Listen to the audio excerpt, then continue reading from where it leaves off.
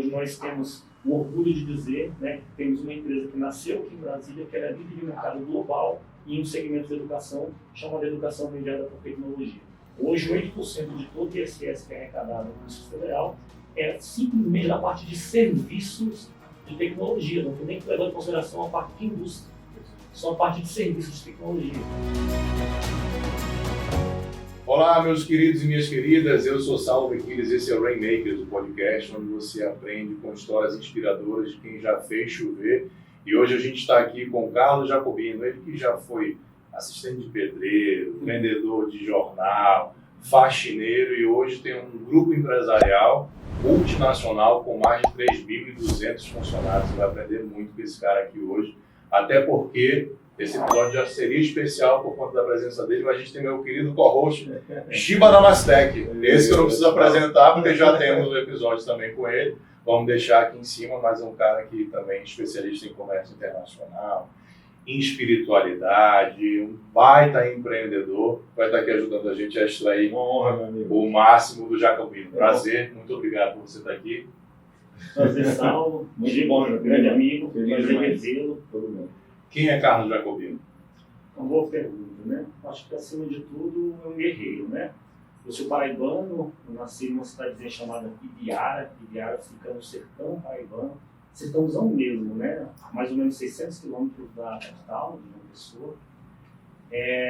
Numa área rural, onde havia ali uma beirinha de açude, um riozinho passando, né? Numa fazendinha chamada Várzea do Sal, que foi loteada em várias glebas, né? E meu pai herdou uma glebinha ali, da minha avó, quando faleceu, né? E ali só tinha uma casinha de taipa, né? Também conhecida como pau-a-pique, que ali eu nasci de parteira, né? Ali tinha um fogãozinho de lenha, né? Dormia de rede. E, bom, foi ali que eu nasci. E meus pais, buscando uma condição de vida melhor, vieram para Brasília, né, em 1982. Então eu tenho 41 anos de Brasília. Né? Ao longo desses 41 anos, fiz muita coisa, como você colocou. Né? Fui engraxate, fui vendedor de jornal, vendedor de picolé. Eu cheguei, tio, que vigia aí, comecei a trabalhar com 11 anos para ajudar em casa. Né? Meus pais, quando vieram para Brasília, o primeiro emprego que eles conseguiram foi como caseiros de uma chácara. Na verdade, o caseiro era meu pai, só ele recebia, mas minha mãe também trabalhava. E naquela época, né, no início dos anos 80, só se pagava para o marido, a mulher trabalhava mais do que o marido, mas, né, e era ali aquele salário mínimo daquela época para sustentar meu pai e minha mãe e 4 filhos. A minha irmã caçula não tinha nascido ainda, ela já nasceu aqui em Brasília. Na verdade, ela nasceu no Goiás, mas já com a nossa vida estabelecida em Brasília, né? Bom, e aí estudei em escola pública, tive um trabalhão para conseguir me formar, me formei, me casei cedo, empreendi cedo, né, e pude experimentar aí na vida, né, assim, as dores, mas também as delícias do trabalho duro e do empreendedorismo. Né? Acho que é um pouco que a gente vai trocar aqui. Né? Então eu me considero um cara guerreiro que continua batalhando.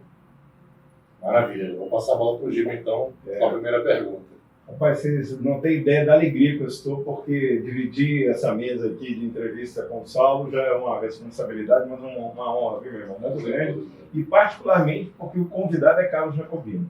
Porque eu estou aqui fazendo uma dupla com você para abordar um pouco sobre a vida de alguém que eu admiro muito. E as minhas coisas, quem me conhece sabe que eu falo de alma, né? Porque te acompanho há muitos anos, sei de muito tempo da tua jornada, quando vocês começaram, né? Temos aí uma irmã amiga, que é a Maiana, sim. que ajudou na fundação do seu grupo empresarial. E de tudo que conheço, esse papo aqui me faz já te perguntar, talvez já com a intenção de mostrar um pouco do que já conheço, mas para um público muito maior que nos assiste, Jacobino. Em que momento o modelo mental que te levou a lutar, a buscar espaço e emprego nos lugares que você foi dar aula, que você tem uma jornada grande em torno da educação, do conhecimento, na busca, né, do seu próprio dinheiro para poder ajudar a família em casa, mas em que momento essa trajetória de emprego, de buscar sobrevivência, ela vira para o conceito, para uma ideia de que você poderia empreender? Excelente pergunta, né? Eu acho que nós temos algumas bases fundamentais e ao longo da nossa vida a gente vai sendo moldado, vai sendo lapidado sobre esse alicerce, né? Bom, o primeiro deles, claro, é minha família, né? Então, assim, essa mudança do mundo mental, ela vem de algumas experiências dentro de casa, nas realidades lá da minha mãe, né? Nordestina, sofredora, de uma época em que havia um machismo muito forte, né? E claro, ninguém dá o que não tem, o que não recebeu, né? Meu pai ele agia da forma como ele aprendeu, como era a cultura, como ensinaram que era o certo para ele, né? E ele também amadureceu e mudou na vida, né? Mas tanto minha mãe quanto meu pai, desde cedo, eles nos ensinaram, não só a mim, mas minhas irmãs também, né? Somos 5 em casa, algumas premissas que são importantes e que são a base para tudo isso que você colocou, que veio, de certa forma, construir, né, sedimentar essa vida empreendedora e todo esse, não posso usar a palavra sucesso, né, mas todas essas realizações, né, o sucesso ele é relativo, a gente pode falar sobre isso, mas todas essas realizações que a gente fez, né. Então, minha mãe, ela sempre falava muito da questão da responsabilidade, do jeito dela simples, né? Falava, olha, tem que ser responsável, você não pode chegar atrasado, não pode faltar. Ela falou assim, olha, eu nunca faltei no meu trabalho, nunca cheguei atrasado, né? Por outro lado, meu pai, ele era um homem, sempre foi um homem de poucas palavras, um homem sistemático, mas um homem que onde ele chega, ele impõe respeito. Meu pai não precisa abrir a boca para impor respeito. Quem olha para ele vê naquele assim, um homem que se impõe, sabe assim, que foi para mim um motor de autoestima muito grande. Então, até um episódio que eu já postei uma vez, nessa época que a gente trabalhava, né, nossa família trabalhava, eu não trabalhava pequenininho, mas meu pai e minha mãe como caseiro numa chácara, né? E eu lembro no Natal, o filho do dono da chácara, que por acaso também é meu xará, tem o mesmo nome que eu também chamava Carlos lá, ele ganhou um presente, era um carrinho do Batman, né? E eu queria brincar e de certa forma, ali o menino pegou o brinquedo, criança, né? Natural de criança, né? Não deixou brincar, né? E eu muito pequeno, mas eu lembro que meu pai, do jeito dele, ele mostrou para mim, né, não necessariamente com essas palavras, com essa retórica, mas deixou claro o seguinte, ninguém é melhor que você também não é melhor que ninguém. E você não pode nunca baixar a sua cabeça. Meu pai usa uma frase que eu já ouvi ele falar várias vezes, que é a frase que ele falava assim, né, dentro da forma como ele se expressava no meio, né, das pessoas com as quais ele sempre lidou, ele dizia o seguinte, eu não abro para homem nenhum. Sim.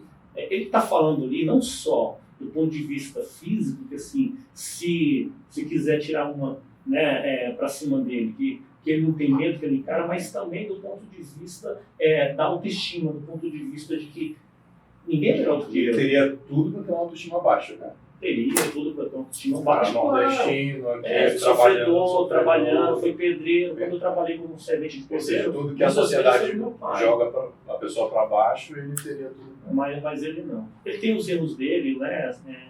Como eu tinha os meus, cara, qualquer ser humano tem. Mas essa coisa assim da autoestima, né? Esse pilar fundamental. Então a família é um deles, né? Eu tive um grande pilar também na parte empresarial, que me ajudou muito. E teve um outro pilar, né, que é a minha esposa, né, assim, a minha família lá, né. Eu falo e repito que eu não seria metade do homem que eu sou se não fosse marido, né, minha esposa, né, com a qual eu tive 3 filhos, né. A gente engravidou 4 vezes, adotou uma criança, seriam 5 no total, a gente perdeu 2, né. Mas assim, Marília, ela é um desses pilares, né, desse tripé. Então, minha família, meu pai, minha mãe, minha esposa, na ordem que as coisas chegaram na minha vida, né? E em terceiro, o Everton, que fundou o grupo ISG junto comigo, né? Que é um grande irmão, que foi meu sócio na ISG até pouco tempo atrás, está com outros desafios, mas nós continuamos sendo sócios em outros empreendimentos, nós temos vários negócios juntos, né? E assim, acabou que eu me tornei a média dessas pessoas. Um pouco do meu pai e da minha mãe, muito da minha esposa e profissionalmente muito desse cara que é visionário, que onde eu estiver e eu puder, eu vou sempre lembrar e falar dele. É uma grande inspiração para mim profissionalmente. Cara. Maravilha. Eu vou pedir para você contar um pouco o que é a sua empresa, o que suas empresas fazem. Tá bom. Mas antes eu vou agradecer aqui os nossos patrocinadores, a turma que dá o suporte para a gente fazer o Rainmakers acontecer. A gente está aqui nos estúdios da Facilite Contabilidade Global, que faz a parte de contabilidade digital para as empresas, mas que também para quem está assistindo a gente, para quem assiste o Rainmakers, eles abrem a sua empresa numa primeira consultoria contábil de graça. Então o link está aqui na descrição do episódio.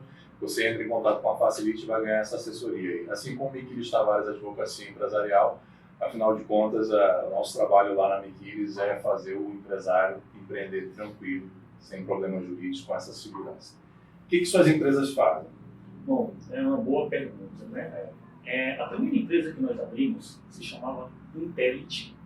Ela era uma empresa que o nome queria resumir um pouco da proposta. A proposta seria uma pegada de inteligência, né, na TI. Né? Intellit, ou Intel IT, inclusive tem uma história interessante, né? A Intel nos processou, a multinacional Intel nos processadores, porque ela entendia que o nosso nome era um nome que só repetia Intel e acrescentava um sufixo da linha de negócio que ela atua, que era IT. Exato. Exato. Só que a gente registrou o domínio primeiro, a gente registrou o MPI primeiro, né? Eles chegaram a fazer. Vocês que tinham que ter processado eles, chegaram primeiro. No Brasil, né? Mas não, o advogado no Brasil vocês dominam. A história do iPhone com a Gradiente. Exato. Eu sei que eles chegaram a fazer uma proposta, ofereceram um valor para a gente mudar de nome, mas a gente nunca entrou em acordo com eles, eles perderam, né? Fomos processados por conta desse nome, né? Da Intel. Bom, e essa empresa ela buscava colocar, digamos assim, no mercado um pouco do que a gente já fazia na nossa vida acadêmica, profissional, né? Eu empreendi com 26 anos, né? O Everton tinha 28, 2 anos mais velho que eu. Eu sempre brinco, né? Ele parece ser mais jovem, mas ele é mais velho. Ele tinha 28 anos, também muito jovem. E ele já tinha... Ele é oriundo da área de TI, assim como eu também era oriundo da área de TI. A gente, obviamente, é uma empresa para vender serviço, consultoria, né? Eu estava muito ligado naquela época nas certificações, né? Como o Gico falou, né? Do PMP, né? Project Management Professional, do PMI, né? Foi uma certificação que foi muito badalada ali no início dos anos 2000. Eu fui um dos primeiros aqui em Brasília para conseguir essa certificação, e eu estava ali, digamos assim, praticamente 10 anos abaixo da idade dos meus pares, né? As pessoas que já tinham certificação, que estavam tirando a certificação na mesma época que eu, eram em média 10 anos mais velhos que eu, né? Então eu consegui um destaque muito jovem, tirei várias certificações, e a gente levou isso para dentro da empresa, né? O Everton como comercial, eu como o cara mais técnico que dava aula, porque a gente fazia cursinhos preparatórios para a certificação PMP, né? Eu tinha certificação de IT, também várias certificações nessa área, né? E a partir deste embrião, que foi a Intellit, né? O nosso negócio começou a crescer, e a gente começou a perder um pouco do que era a nossa essência, que era alta qualidade, que era foco. Nós éramos uma empresa pequena, altamente focada, e todo mundo nos reconhecia com um nível de excelência muito grande. Mas a partir do momento em que a empresa começa a crescer, não mais você que está na ponta, e eu percebi o seguinte: não, as pessoas não queriam a Intellit, as pessoas queriam o Carlos Jacobino. Só que o Carlos Jacobino, o dia dele só tem 24 horas. Se ele trabalhasse de manhã, de tarde, de noite, seguramente ia ficar solteiro rapidamente, né? A mulher ia dar as contas, né? Ele só conseguiria produzir 24 horas por dia, né?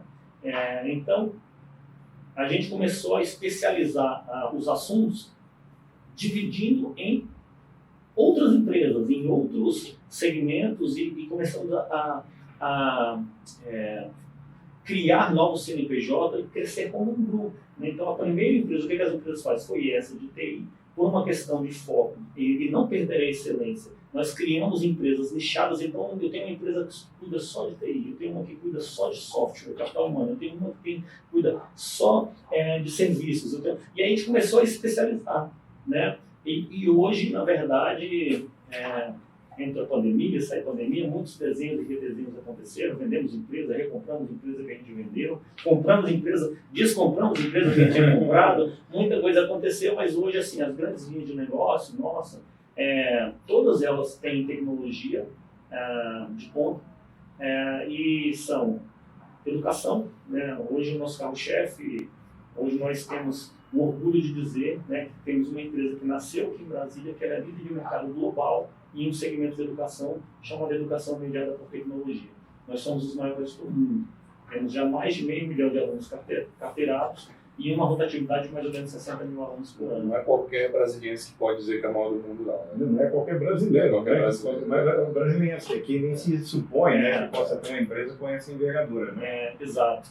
Então, em educação mesmo por tecnologia, em outro momento a gente fala só sobre isso, tem um tema apaixonante, né? Hoje nós somos os maiores do mundo. Esse é apenas uma das nossas linhas de negócio. Então, a gente tem empresa de capital humano, desenvolvimento de software e produtos, nós temos várias empresas, né? Temos hoje produtos de gestão, a plataforma Brisk, por exemplo, que ganhou concorrência internacional nos Estados Unidos, desbancando grandes players americanos.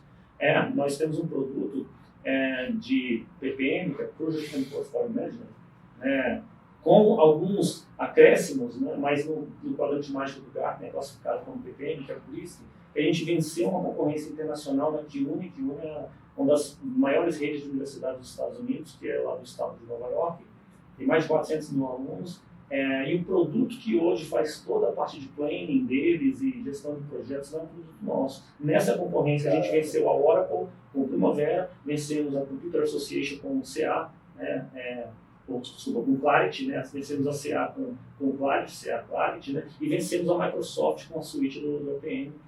Só gente pequena. Um produto desenvolvido aqui no Brasil. Né? A gente levou isso para lá. Abrimos 2 escritórios nos Estados Unidos nessa época, ficava em New Haven, né? Connecticut, pertinho do campus da Universidade de Yale, no Hub 55 lá, que o nosso amigo conhece bem, de exportação de software, Softex, né? E outro que nós tínhamos em Miami Beach. Por ocasião da pandemia, a gente fechou esses 2 escritórios internacionais, né? Lá nos Estados Unidos. Hoje temos um na Suíça com outro propósito. Mas o grupo foi crescendo, então hoje a gente tem várias coisas que acontecem. Nós temos finanças, né, fintechs, nós temos hoje inclusive uma Impact Tech, né, que é um conceito novo, né, que são as empresas de tecnologia de impacto social. Tem um projeto muito legal chamado Inclusiva, que nosso amigo faz parte do conselho, né. Então tem muita coisa bacana no grupo, é um grupo grande, que atua em vários setores, sempre com a pegada de levar vanguarda em tecnologia. Então a liga desse grupo é a tecnologia. A liga é a tecnologia. Mas eu queria frisar que a empresa se destaca globalmente como uma empresa de liderança na educação mediada por tecnologia, mas com feitos muito palpáveis, porque tudo que nós estamos falando às vezes pode ficar uma impressão muito etérea, né, do que ou especialmente para quem não é desse segmento de tecnologia. Vamos falar aqui um exemplo concreto que eu tive o privilégio de visitar no Piauí agora.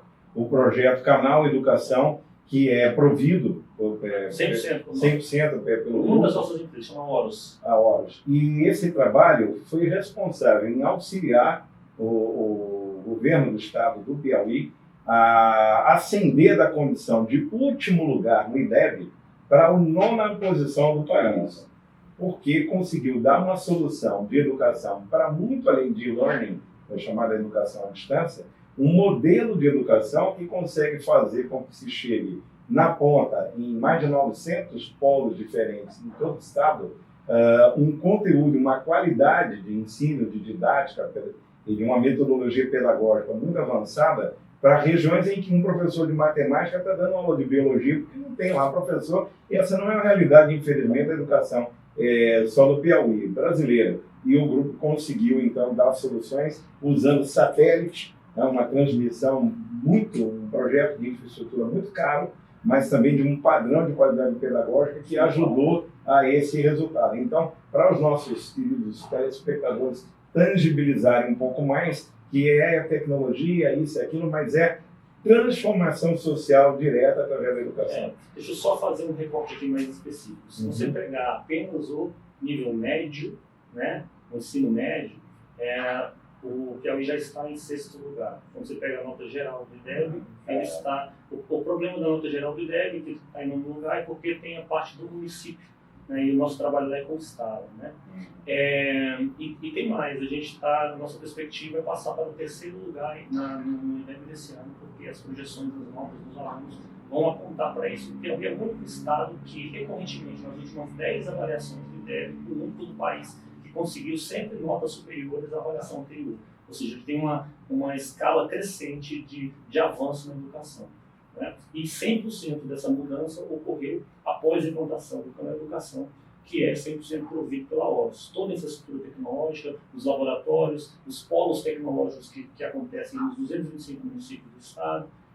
Esse não é o único cliente da gente, né? Mas o Giba citou como um case muito importante, e é o nosso maior case. E além do resultado para o gestor público da educação, eu acho que tem resultados para almas, para pessoas. Né?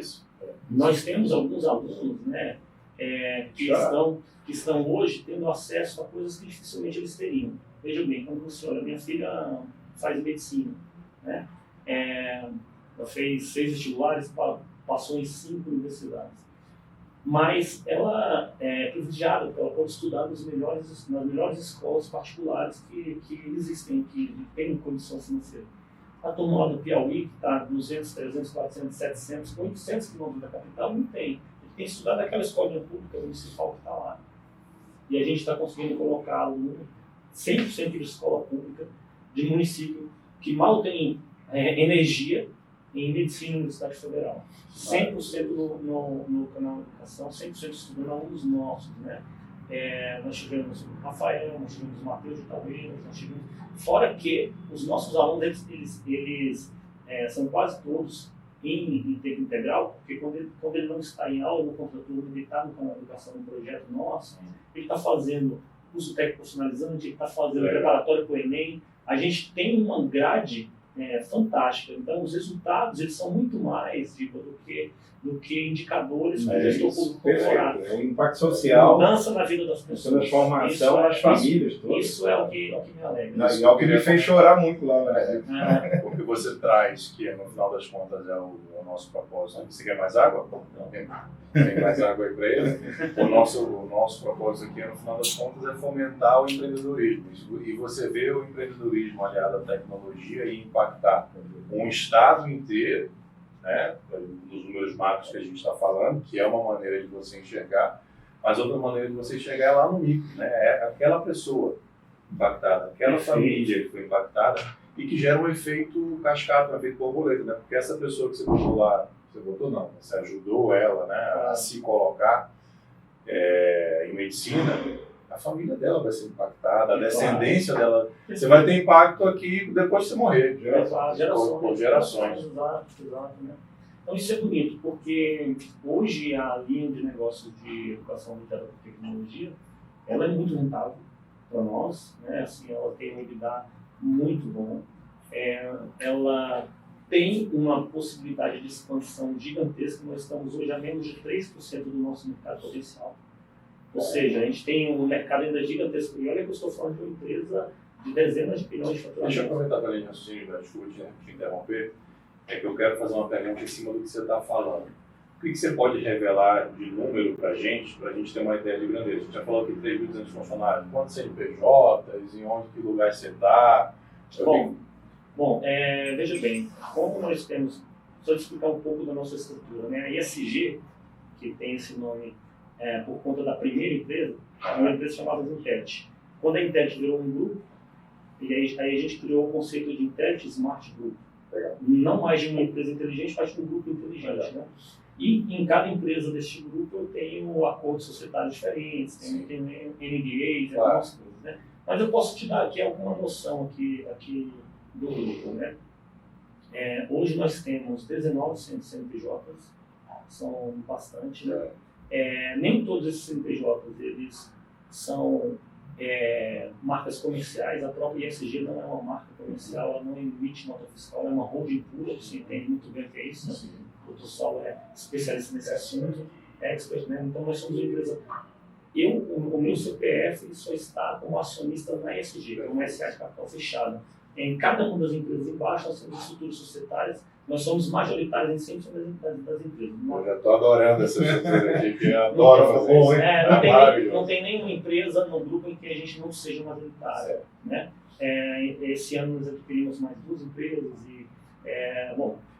então eu não posso revelar detalhes de quem faz o quê, mas assim, são mais de 3 mil funcionários, a gente atua a nível global, e eu posso te dizer que o nosso faturamento ele já está na casa de centenas de milhões de reais. Né? Assim, aí, qual empresa está faturando esses detalhes? Só para a gente ter uma noção de tamanho, eu quero te fazer uma pergunta, que é a seguinte: são quantos anos já desde o primeiro CNPJ até hoje? Não é essa pergunta não, é só para contextualizar. Quando você abriu o primeiro CNPJ, tem quantos anos? O primeiro CNPJ, na verdade, ele é um pouquinho mais antigo do que o grupo. Porque aqui em Brasília nós temos uma tradição muito interessante, né?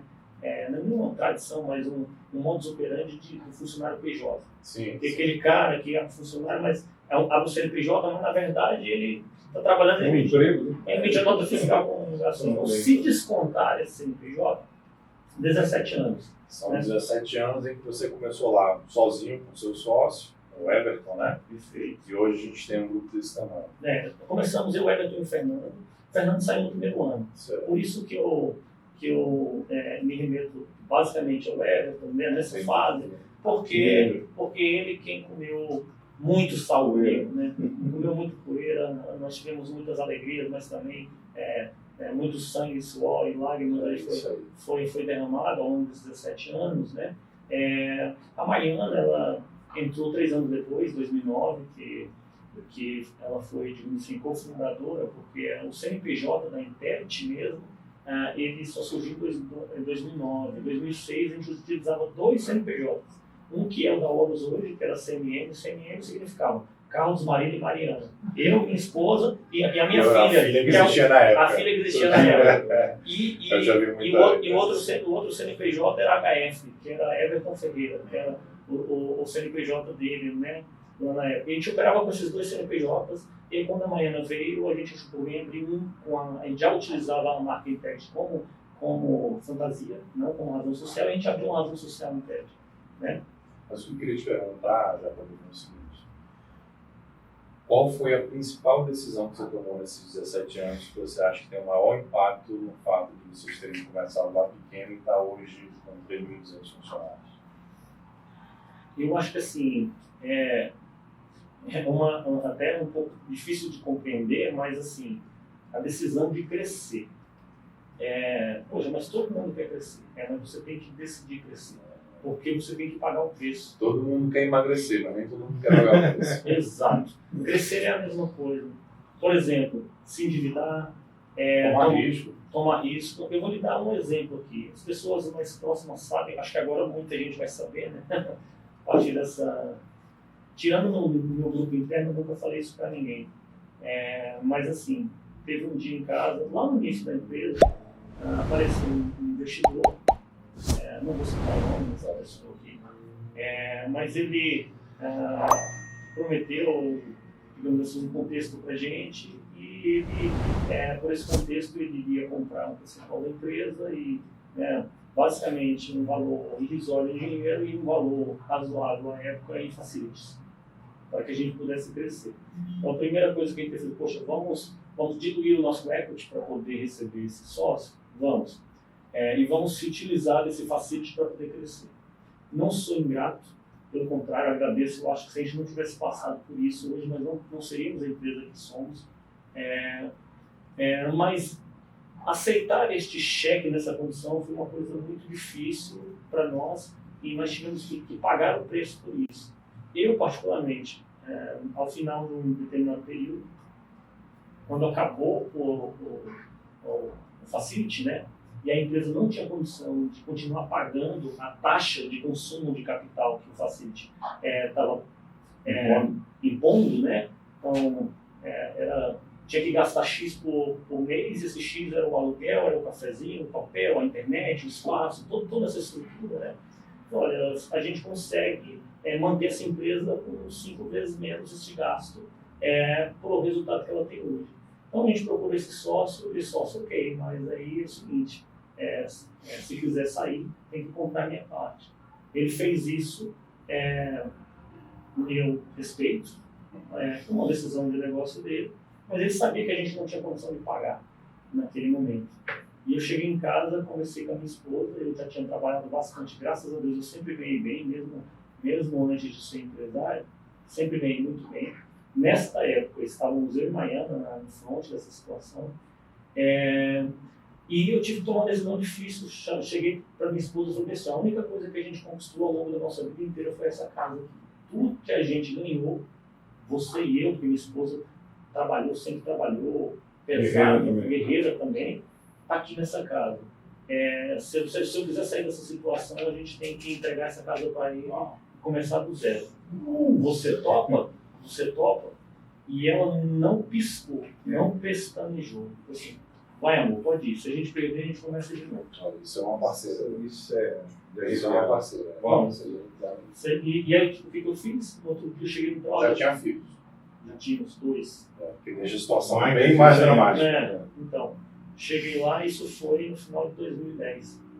A casa, na época, valia acho que 300 mil reais.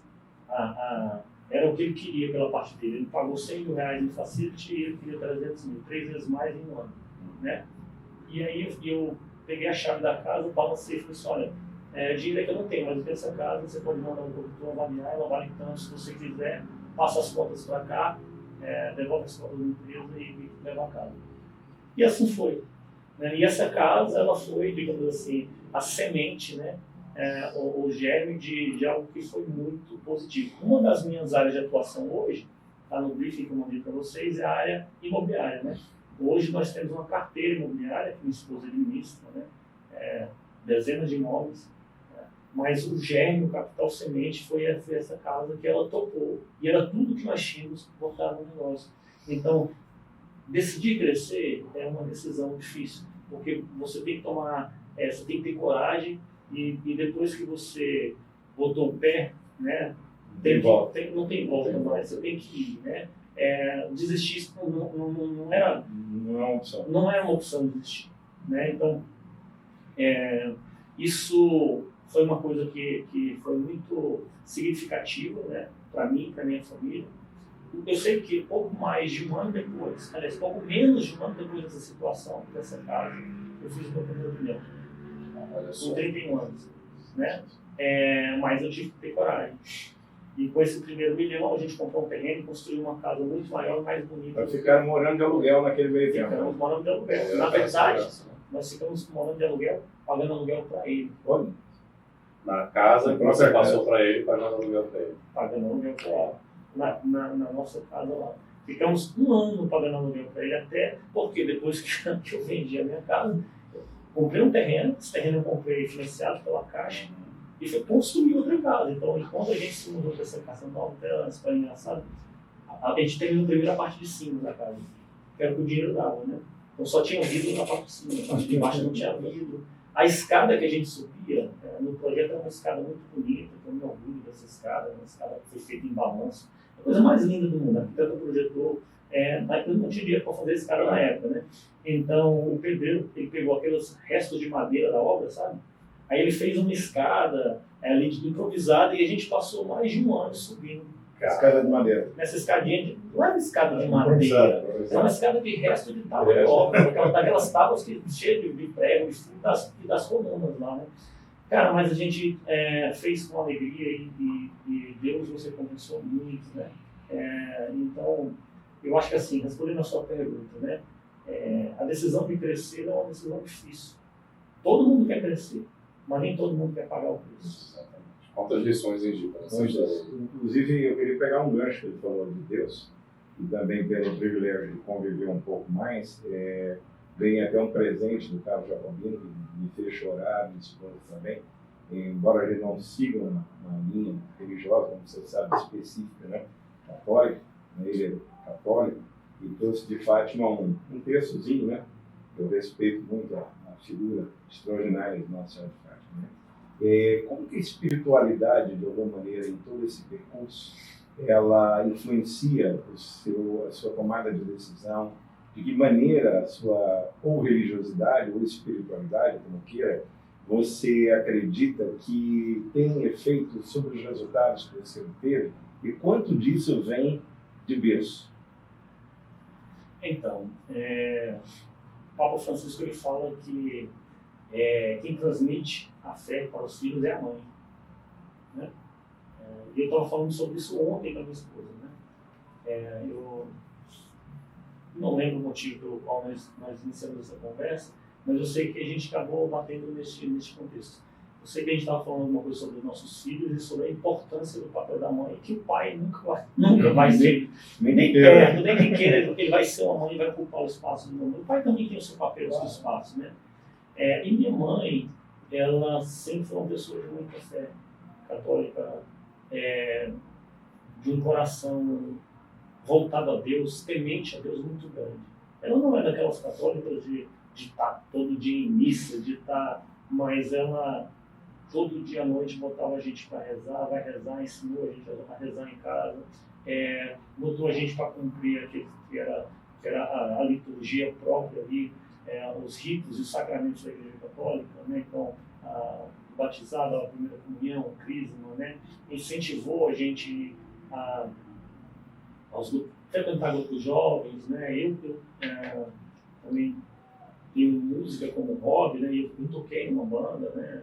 Chegamos a ter uma banda profissional mesmo, que a gente tocava música católica, chamava Sacrário Vivo, inclusive. Fiz uma experiência vocacional na Canção Nova, em São Paulo, tem um ano lá na Canção Nova, né?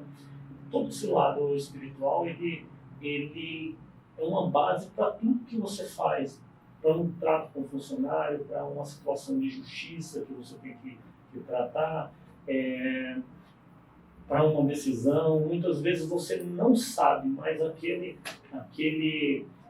ensinamento, aquela experiência está lá no teu subconsciente e é um reflexo. Então, tudo que a gente faz, Giba, na minha opinião, tudo que a gente faz, ele tem essa reflexão do que está dentro da nossa alma, do nosso espiritual, porque o nosso corpo não é dissociado da nossa alma, né? A nossa mente, a nossa tomada de decisão consciente, né?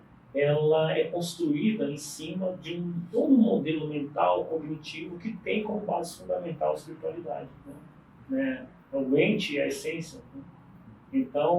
Então, somos ente, um ser racional, mas dentro de nós há uma essência que é indivisível, inseparável. E isso faz com que a gente possa se utilizar dessa espiritualidade no dia a dia. Eu não sei medir, eu não sei aferir exatamente como a espiritualidade dá exemplos concretos, mas o que eu sei que, de maneira geral, a gente não toma decisões sem levar em consideração tudo isso. E a espiritualidade é uma parte muito importante de nós.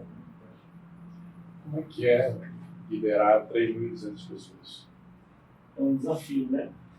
Na verdade, quando comecei, eu sempre falo assim, a gente já falou sobre várias vezes, Carlos, lá quando a gente abriu a empresa em 2006, uma história bem interessante. Eu já chego nesse ponto da liderança, mas a gente conversou, eu e ele. Tinha um restaurante aqui em Brasília que infelizmente fechou na pandemia, chamava Gordeixos. Ficava ali na 6 com a 7, naquela quadra do McDonald's ali da 3, né? E a gente foi almoçar lá, ambos trabalhávamos juntos na mesma empresa, trabalhávamos numa empresa chamada LMR, eu como gerente de projeto e ele na área comercial da empresa. E aí a gente pegou um guardanapo ali no restaurante e vamos abrir a empresa? Vamos, desenhamos uma nova marca da empresa, um guardanapo, né? Temos esse guardanapo até hoje, está na moldura lá na minha sala. Dentro da minha sala tem um guardanapo lá. Esse guardanapo a gente guardou e tem lá. Então tem a logomarca, tem 2 assinaturas lá e a data, né? 12 de 7 de julho de 2006. Está lá no guardanapo, 17 anos atrás, né?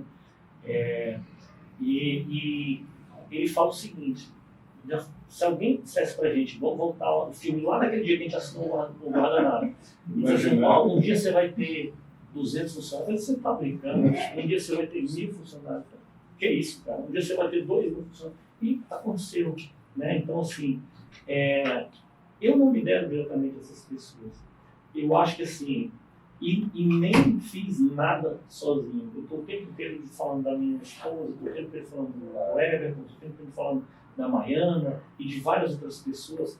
Eu acho que a gente conseguiu formar um time forte, um time de pessoas altamente capazes que possibilitou tudo isso, né? Possibilitou tudo isso.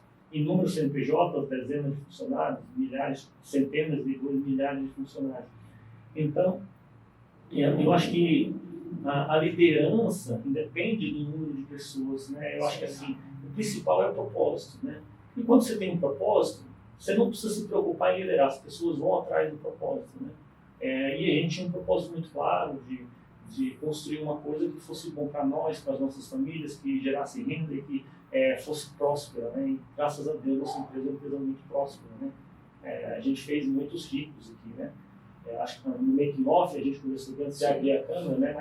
Mas vários sócios que nós tivemos na empresa, e o amigo da área societária e empresarial sabe como é difícil, né?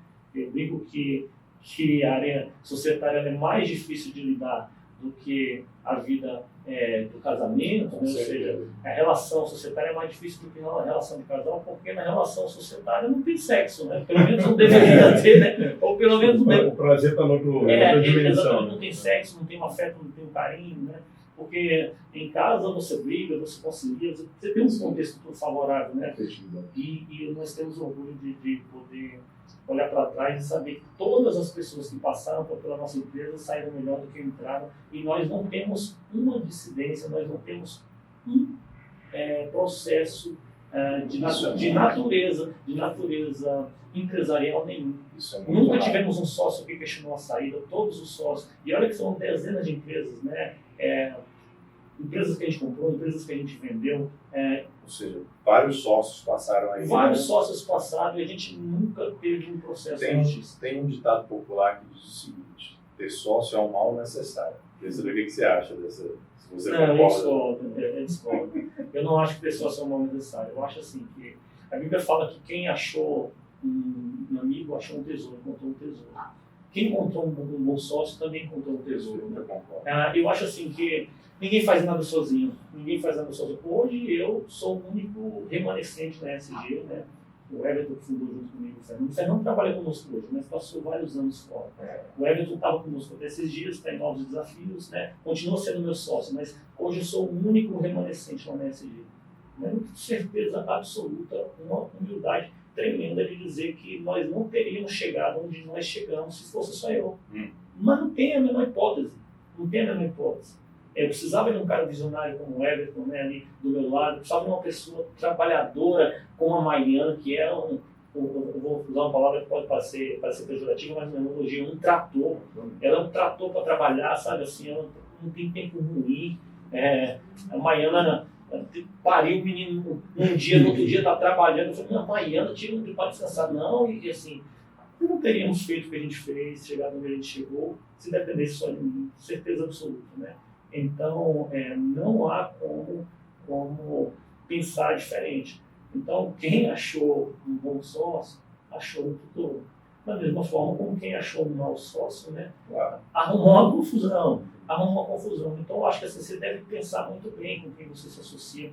E a principal questão, acho que o ponto central que faz com que você possa ter um bom relacionamento e depois de 17 anos se orgulhar de dizer que você não tem nenhum problema com nenhum dos sócios, chama-se valores. Se você escolhe os seus sócios primeiro pelos valores, se vocês comunam nos mesmos valores, vocês têm as mesmas visões, começa a ser mais fácil. Às vezes, de forma como equipe, um líder. Escolha um líder na sua empresa, né? Se tiver um jovem empreendedor vendo aqui, né?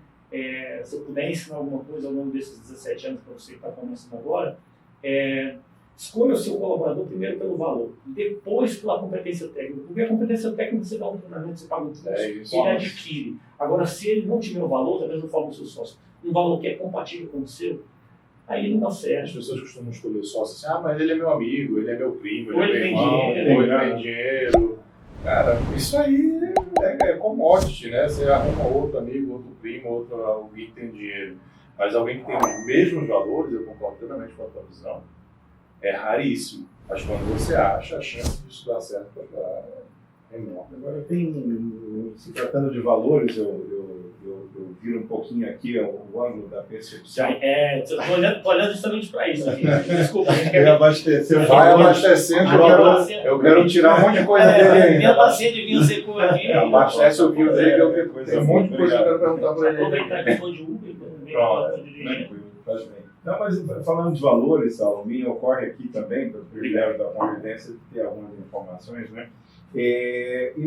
Não foram 2 ou 3 vezes, eu acho que foi o número maior de vezes, que eu tinha uma oportunidade muito boa, muito importante, inclusive que a rigor poderia ser boa até para a vaidade pessoal de Carlos Jacobino, e o convidei para estar comigo em alguma ocasião, em alguma reunião ou para um encontro muito importante e privilegiado, em que ele, de um jeito muito delicado, mas assim, que sempre, e aí depois da primeira vez ele não precisou me explicar muito, né? Eu falei, já entendi, está tudo certo. Ele declinou em 2 ou 3 ocasiões de estar em uma situação empresarialmente importante para ele, ou de uma visibilidade pessoal, a vaidade dele, porque ele tinha treinamento de karatê junto com o filho que ele faz lá no templo budista. E aí nós estamos falando de valores, né? Os valores de família, que foram ditos aqui, e os valores, inclusive, né, dessa disciplina de priorizar. Porque muita gente fala assim, eu não tenho tempo. E é muito comum eu perguntar, substitua a palavra tempo por interesse, quando você for falar isso, e me diga, você não tem tempo ou você não tem prioridade, ou você não tem interesse, né? Então, a prioridade, o interesse prioritário que o Carlos destina àquilo que ele considera realmente importante, nesse caso aí, a convivência com o filho, né? Através da arte marcial, que, por sinal, ele é um praticante e também dela derivam alguns valores, gostaria que você comentasse um pouco esse seu modo de pensar e os valores da própria arte marcial no teu contexto de vida.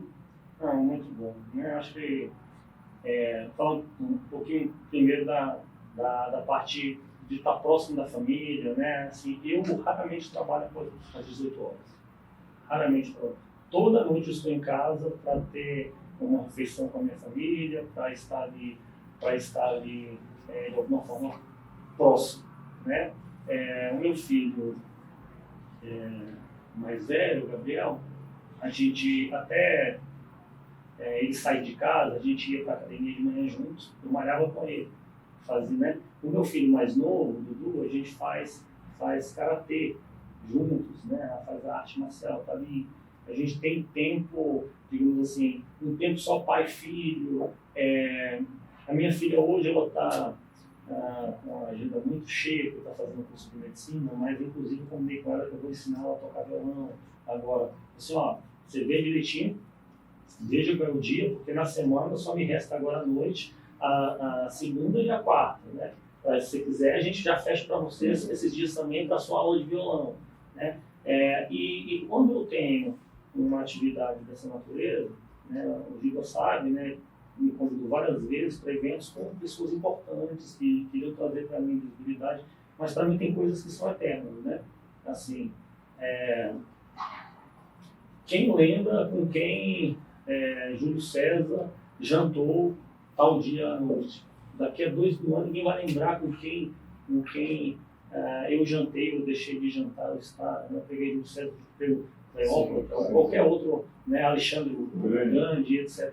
Essas coisas, não estou me colocando nesse patamar de maneira alguma, mas se eles que são muito mais relevantes historicamente têm uma, digamos assim, uma visibilidade maior do que a minha, ninguém lembra, ninguém sabe com quem eles jantaram, por que eu vou deixar de utilizar esse tempo que é tão pouco dessa vida, né?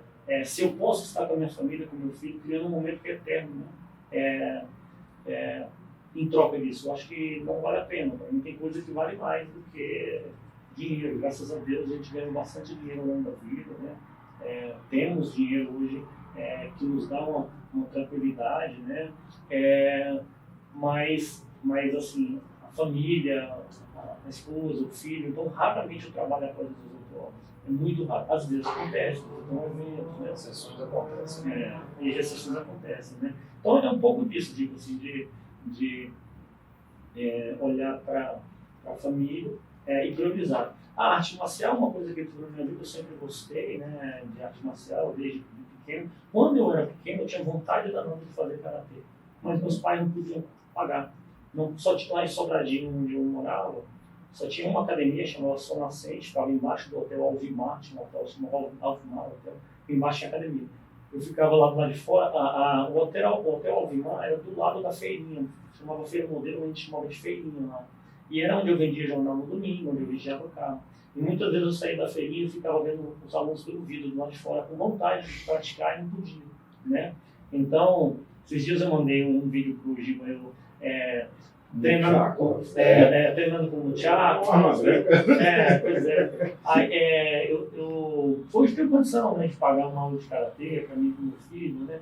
Então, assim, é uma coisa que eu faço que eu sempre gostei, mas eu não tinha condição de fazê-lo, né? Mas eu diria, Giba, que ele é rico não porque ele pode pagar uma aula de karatê, mas porque ele vai com o filho para a aula de karatê. Ele tem a possibilidade de ir junto com o filho, viver esse tempo de qualidade eterno, né? De eterno, isso para ele vai ser eterno, para o filho dele vai ser eterno. Perfeito, exato, né? Então é isso, né? Assim, a outra parte da arte marcial, eu acho que assim, de maneira geral, os valores, né, das artes marciais são comuns, né? Disciplina, foco, resiliência, né? Persistência, né? Porque você tem que persistir, né? É um pouco da vida empresarial, né? O valor do treino, eu acho que eu já levei muito mais pancada na vida empresarial do que na música.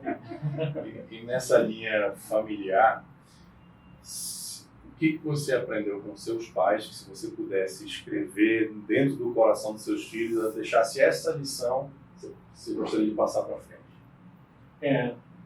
Eu, com a minha mãe, eu já falei aqui no início da minha fala, né, destaquei a questão do compromisso, né, que minha mãe, meu pai, tem certas coisas que eles não nos ensinaram porque eles também não tinham recebido, né. Então, assim, minha mãe e meu pai nunca pegaram um caderno meu para olhar no dever de casa. Até porque minha mãe saía de casa de madrugada, chegava à noite, nós fomos sustentar, então não tinha ninguém em casa. Minha irmã mais velha, depois, foi a primeira que abriu a porta, foi para a universidade, aí a gente percebeu, poxa, se ela pode, todo mundo pode, né? Todos nós em casa temos nível superior, e graduação, pós-graduação, no meu caso, mestrado, no UNB, na Brasília, né? Tudo. E minha mãe sempre ensinou muito a questão do compromisso, da responsabilidade.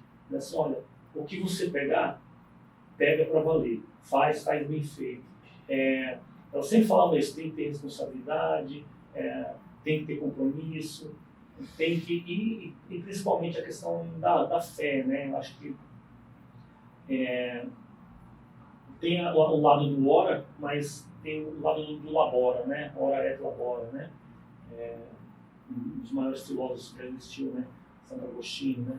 Ela trabalha, né? Reza, mas trabalha também, né? Então minha mãe deixou muito esse exemplo de fé, de reza, responsabilidade, em ser um bom cristão, fazer boas escolhas, né? E do lado do meu pai, né, essa coisa da autoestima, a força, do trabalho. Veja bem, como ele falava do jeito dele, sistemático, sisudo, homem de poucas palavras, eles falam, se eu não lavo para um menino, eu não baixo a minha cabeça, pode ser aqui, papo rei na minha frente aqui, eu vou falar, ele vai falar de igual para igual, não baixo o queixo para ninguém. Não tem ninguém melhor do que isso. E esses dois pontos, né? A mãe com a fé e com o ensinamento ali do compromisso, com o estudo direito, vai estudar, vai trabalhar, seja responsável, seja compromissado. E meu pai com essa coisa da força, da autoestima, né? Também do jeito dele, né? Então, eu acho que isso gerou um complemento, né? Que fez com que a gente tivesse aí... Olha, um homem que tem fé, que tem responsabilidade de trabalho e tem uma boa autoestima, realmente é um conjunto de qualidades, né, Giba? O destino é sucesso, né? No melhor sentido do termo. Tem até uns memes, umas piadas, né? Eu em casa, a questão assim, ninguém tem o menor vocação, digamos assim, para falsa modéstia, né? Minhas irmãs, todas se destacam nos seus trabalhos, todas, né? Eu tenho uma irmã que é policial civil, que assim, foi o primeiro lugar no tiro lá. Tem outra irmã minha irmã caçula, que fez mestrado doutorado na UNB, que hoje ela trabalha lá oficial no bombeiro, no corpo de bombeiro, e que desenvolveu uma nova espuma, especialista em química, né? Não sei quantas vezes mais barata essa espuma que apaga incêndio, por exemplo, incêndio químico. O Brasil hoje importa uma que é caríssima, que não tem a mesma eficiência, e hoje o bombeiro do DF fabrica a próxima espuma, e quem desenvolveu a fórmula lá foi a minha irmã. Então, assim, eu tenho uma outra irmã que é psicóloga, que assim, faz um trabalho fantástico no CRAS. Minha irmã mais velha, que é professora, né, da antiga fundação, agora Secretaria de Educação, mas que é uma assim, inteligentíssima, culta, erudita. Então, assim, a barra lá em casa é muito alta. A barra lá em casa é muito alta. E todo mundo se construiu nos mesmos pilares, né, do nosso pai, da nossa mãe. Né? Então, eles foram muito importantes. Né? Tem provérbio oriental, né, fala dos tempos difíceis que geram homens fortes, né? Então, nós vivemos tempos difíceis, né? E nós todos ali dentro de casa fomos forjados no fogo, né? E nos tornamos homens e mulheres ali muito fortes. Né? Mas eu acho, eu queria saber a opinião de vocês, que a gente está passando uma mensagem para gerações atuais muito errada e muito prejudicial quando a gente fica com essa questão, nossa, você tem que ser humilde, essa falsa modéstia que você está colocando. E é claro que você tem que ser humilde, mas humildade é o contrário de arrogância. Sim. Humildade não é ter baixa autoestima. Humildade não é você deixar de reconhecer um talento, uma qualidade que você tem. Por exemplo, sei lá, você toca violão bem. Você chegar aqui e falar, olha, eu toco violão bem.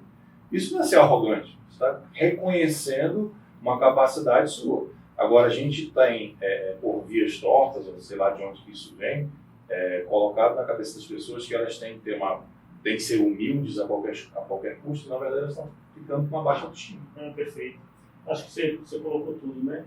É exatamente isso. Eu acredito que falta um pouco no brasileiro essa coisa de assim, cara, eu sou capaz, eu vou fazer, eu vou arrebentar a boca do balão, eu sou bom pra caramba, né? Muitos anos atrás eu vi uma camiseta, a moça disse assim, eu tenho potencial ilimitado. Eu olhei para aquela camiseta dela e falei, eu também tenho potencial ilimitado. Né? Em vez de questionar como ela como ela é arrogante. Absurdo. Não, eu olhei para aquela camiseta dela, não lembro, mas acho que foi no evento da IBM, lá na Tutóia. Eu falei assim, eu também tenho potencial ilimitado. E eu falo isso com os meus filhos. Assim, vocês têm potencial ilimitado. Meu filho caçula é uma figura, Carlos Eduardo. Né? Ele investe em criptativos. Não sabemos. Vila de um dançarino dessa classe aqui, né? Não sei se você já viu, mas esse aqui dança pra caramba. Né? Bom, mas sim, Carlos Eduardo, ele investe em criptativos, ele lê sobre economia, ele fala para fazer economia em Harvard. Né? Falei, bom, você tem que estudar bastante, porque não basta ter dinheiro para pagar, você tem que ser aceito. Né? Aí, para estudar em Harvard, então, fazer o application, é melhor você estudar numa escola americana. E ele foi estudar na BRS, né, que é uma escola registrada nos Estados Unidos. O diploma dele vai sair com validade americana e vai aplicar como se fosse nativo lá, né, para Harvard. Né? E ele é muito focado, ele é o único aluno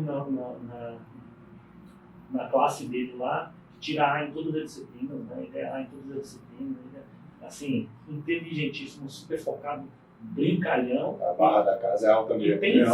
E tem zero problema de autoestima.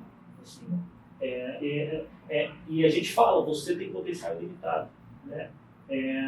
Minha filha na adolescência, ela teve normal, né? Aquelas crises, né? Ela se acha feia, já passou, né? Hoje ela está. Né? Mas ela passou por isso um pouco, né? Acho que havia uns 13, 14 anos. É natural, a criança está mudando, um pouco está mudando, né? Fica meio desengonçada. Exato. Então passa, estou feio, essa coisa toda. Mas isso aí passou também. Então a gente tem filhos maravilhosos. O meu filho mais velho, o Gabriel, é totalmente diferente dos outros. Ele não é focado em estudos, ele tem uma outra, mas também tem uma opinião muito forte, saiu de casa muito cedo, mora sozinho hoje, trabalha, paga suas próprias contas, né? tem as suas concepções, eu discordo muito das coisas que ele pensa, mas assim, eu deixei de fazer as escolhas dele. São as individualidades. São as individualidades. Né? E ele tem um potencial gigantesco para esporte, para arte, desenha super bem. Todo esporte que ele faz, ele se destaca. Então, cada um tem a sua, tem o seu jeito. Né? E todos eles sabem e falam, vocês podem ir onde vocês quiserem. E você que está ouvindo a gente, você também pode ir onde você quiser. Você é empreendedor, você é empresário, que muitas vezes está numa situação ruim. Né? Giba. Eu tenho uma questão que eu, retomando um pouco, e vocês me conhecem, eu me dedico bastante ao tema de futuro. E é impossível para mim não aproveitar essa oportunidade, Carlos Jacobino, e perguntar a você sobre a tua percepção enquanto ser humano, mas também, sobretudo, como empresário, daquilo que se aponta em termos de mudança. Nós tínhamos ali uma teoria do Martin Filler, lá nos anos 80, ele escreveu um livro chamado Caminho Crítico. E ele disse que a humanidade levou 1.500 anos para dobrar o conhecimento. Quando chegou ali no ano 1900, esse tempo reduziu para cada 100 anos. Já no pós-guerra, reduziu para cada 25 anos.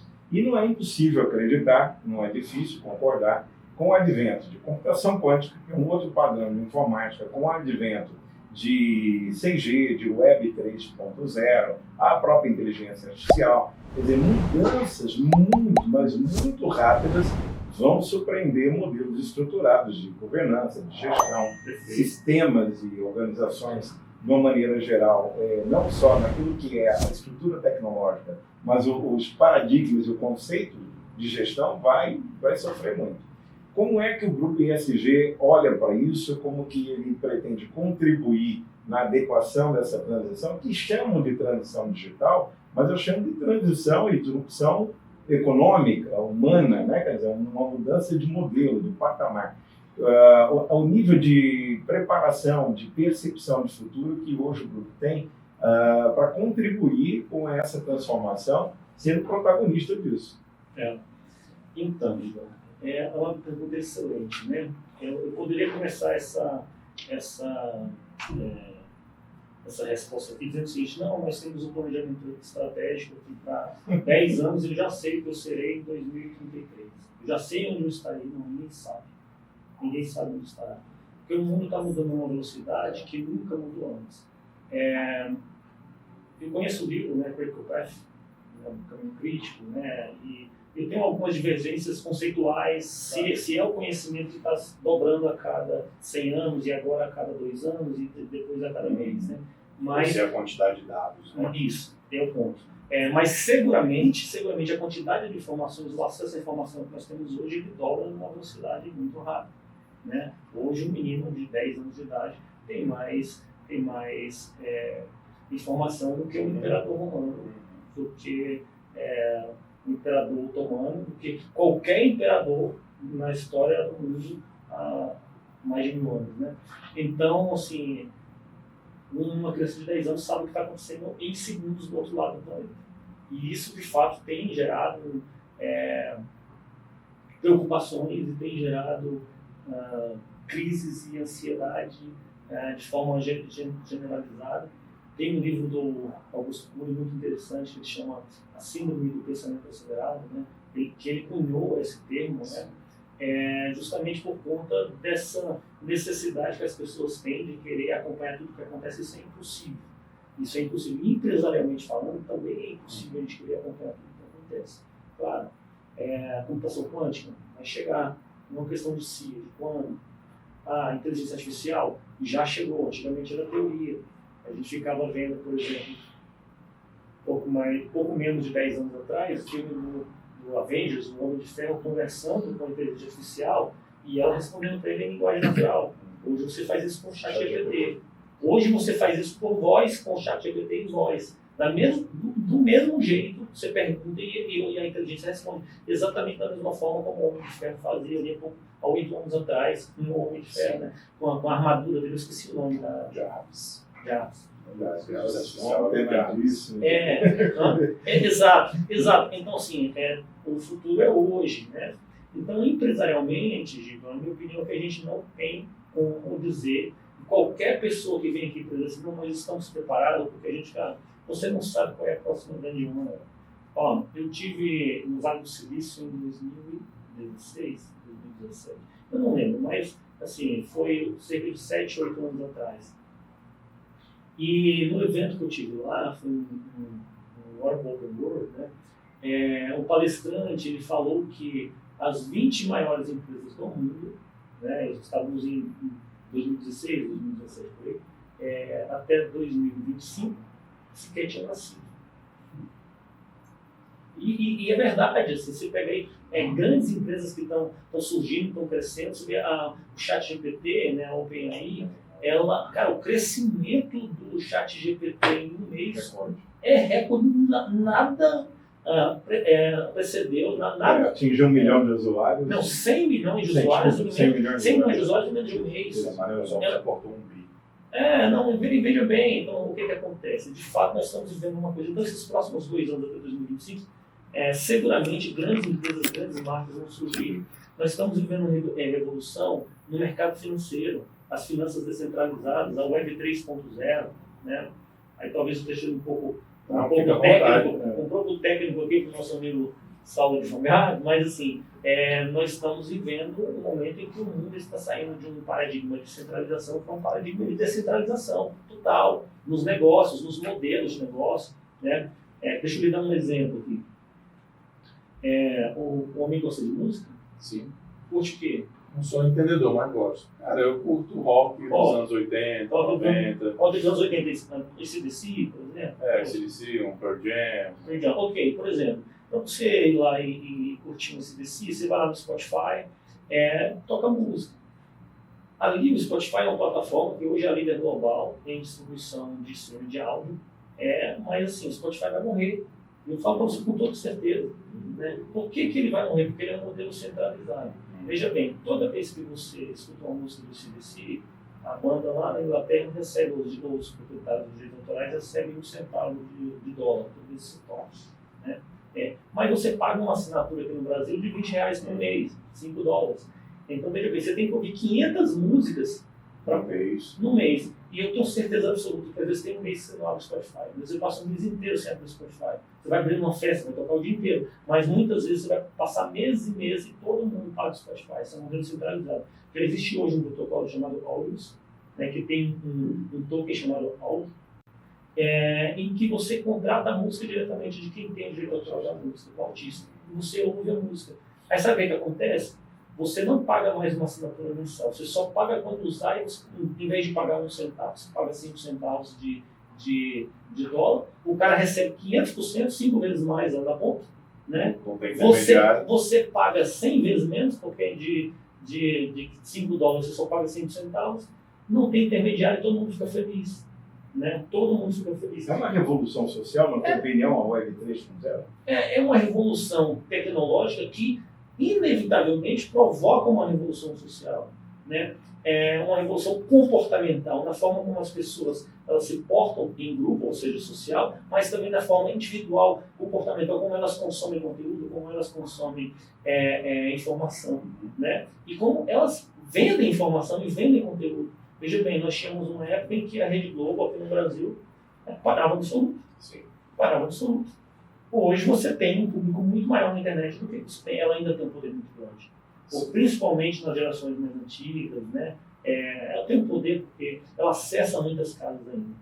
Mas antigamente você tinha, sei lá, 100 milhões de residências conectadas ali. Mas é um poder de inércia, né? Porque as pessoas mais antigas estão acostumadas e vão continuar fazendo isso, e vão seguir.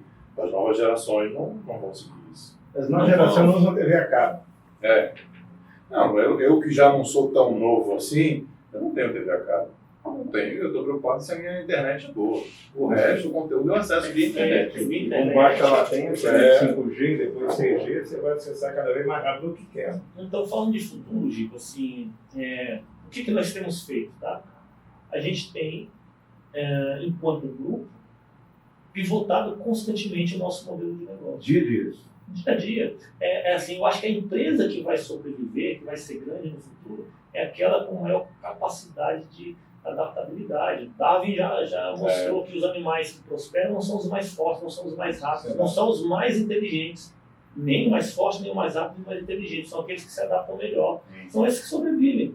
né? Então a empresa ela tem que ter essa coisa de pivotar. Veja bem, quantas vezes a ESG pivotou ao longo da história, no seu modelo de negócio, tem que continuar pivotando. Então, assim, a minha preocupação é estar o tempo inteiro olhando o que está acontecendo e me adaptando para o futuro. Porque eu poderia vir com um discurso supervisionário que o futuro é hyper-automation. Eu poderia dizer que o futuro é artificial intelligence. O futuro eu poderia trazer um monte de sopa de letrinha nos dias e vai dizer, é isso, olhar para o Gartner, aquelas coisas que o Gartner prevê o futuro. Mas, cara, na boa, ninguém sabe. Assim como há 12 meses tinha um monte de especialistas dizendo que o futuro é metaverso e NFT. Exato, metaverso. Que ainda vai ter sua estrada, mas não é mais aquelas previsões trilionárias. O Zuckerberg, por exemplo, o maior fiasco da empresa dele, não só o que ele investiu, mas mais do que ele investiu, ele perdeu de valor de mercado as ações com a Meta, né? Então, sim, você pensa uma coisa, todo mundo que está criando, ele tentou criar o primeiro padrão de metaverso global. Mas você imagina o seguinte, se cada universidade, cada escola, cada um criar o seu, cara... Ainda veio com essa mentalidade centralizadora. Que eu acho que é o que a Web 3.0 vai revolucionar muito, é essa mudança do paradigma, do conceito. Embora já os grandes Big Techs queiram controlar a Web 3. Vocês querem ver uma coisa que eu acredito pra caramba? Disclaimer, não é uma recomendação de investimento, vista suas calças de gente grande e invista você mesmo. Invista você mesmo, tá? Ponto aqui. Cara, Bitcoin. Eu acredito muito no Bitcoin. Eu tenho empresa de criptativo, dentro de várias coisas que eu faço no grupo. Por que eu acredito no Bitcoin? Por conta da comunidade. Porque, veja bem, o que é uma moeda? Né? Quando uma moeda tem valor? Essa moeda tem valor quando há confiança nela. Por que o dólar tem valor? Porque há uma confiança global. Por trás do dólar tem um tesouro americano que há 250 anos nunca deixou de pagar os seus papéis, nunca teve moratória. Então há uma confiança grande. Os títulos do tesouro americano hoje são considerados os ativos mais seguros do mundo. Ponto. Né? Só que este modelo status quo de centralização financeira está morrendo. As finanças estão se descentralizando. Né? Você tem ideia, hoje eu tenho uma plataforma de P2P que ela já movimenta, é uma das minhas menores empresas que começou eu lancei a plataforma de P2P tem aproximadamente 3 meses, 90 dias, a gente já movimenta praticamente R$1 milhão por dia nessa plataforma de transações. Só para quem não sabe o que é P2P. Sim, deixa eu explicar. Né? P2P é uma forma descentralizada, é peer-to-peer, par a par. Né? Então, veja bem, se você quer comprar Bitcoin e você tem real, e eu quero real, e eu quero real, né? E eu tenho Bitcoin, você pode comprar e trocar diretamente sem precisar de um banco no meio caminho. Hoje você precisa do quê? De uma casa de câmbio, você tem dólar, você quer... Pega o meu celular, por favor, você pode mostrar um exemplo aqui, ou de baixo aqui, tá? Você quer comprar dólar, você tem que ir a uma casa de câmbio, pagar o IOF, pague seus impostos. Por favor, pague seus impostos, não estou recomendando ninguém não pagar impostos. Mas você tem um intermediário ali e tem a taxa de câmbio. Hoje você pode comprar, por exemplo, uma stablecoin, um dólar, por exemplo, o STT, que é TT, ou você pode comprar BUSD, que é Binance US Dollar, né? E utilizar em qualquer país do mundo que aceita dólar, sem precisar passar por uma casa de câmbio, sem precisar fazer investment. Dessa forma, 2 cliques, olhando para a minha cara, validou, pronto. Cartão de crédito, quer dizer, cartão de débito internacional, está aqui na minha wallet de cartões, que eu carrego ela e uso em qualquer lugar do planeta. Assim, o C6 agora eu posso utilizar o C6 Bank, usar no exterior sem. Você continua tendo que pagar o câmbio para comprar moeda e carregar lá. Aqui não. Então, assim, o que justifica hoje em dia você utilizar um banco para comprar dólar, então tem que viajar com um pacote desse tamanho de dólar para o exterior, para você ficar viajando aí? Será que a arrumadora do quarto vai roubar os dólares que estão na mala? Né? Aqui não, você usa em qualquer lugar do planeta, está descentralizado, está na blockchain. Então, nós estamos vivendo uma revolução. e todos os mercados. Hoje eu fiz um post interessante no grupo lá dos empresários em ações, porque eu recebi de manhã do BTG Pactual nossa carteira de cripto recomendada. Aí eu falei assim, nossa, um dos maiores bancos do Brasil recomendando cripto, estamos vivendo novos dias. Foi um post que eu fiz lá no grupo, estamos vivendo novos dias. É claro que o BTG já lançou sua própria criptomoeda, que é o DOL, né? O BTG DOL, lançou sua própria criptomoeda, ele não foi de fora. O BTG é mais rápido que o Itaú, do que essas outras entidades mais ágeis, né? Então, assim, é uma revolução, o futuro está aí, e ninguém sabe o que vai ser a tendência amanhã.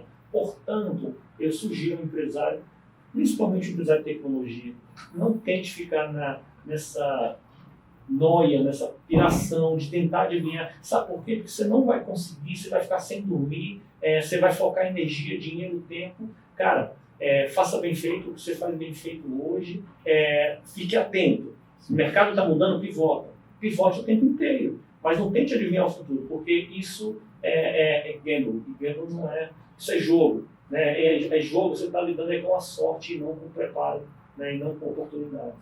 E de empreendedor para empreendedor, 17 anos aí, o que você pode deixar de dica para a turma que está assistindo a gente? Bom, eu acho que uma boa dica é a seguinte, né? Tenha fé, acredite bastante, suporte os momentos de dificuldade. Muitos empreendedores, eles fecham as portas com a primeira dificuldade, né? Tenha essa flexibilidade, aceite o erro, coloque o erro no bolso, né? Assim, prejuízo bom é o primeiro. Vire a página e siga em frente, né?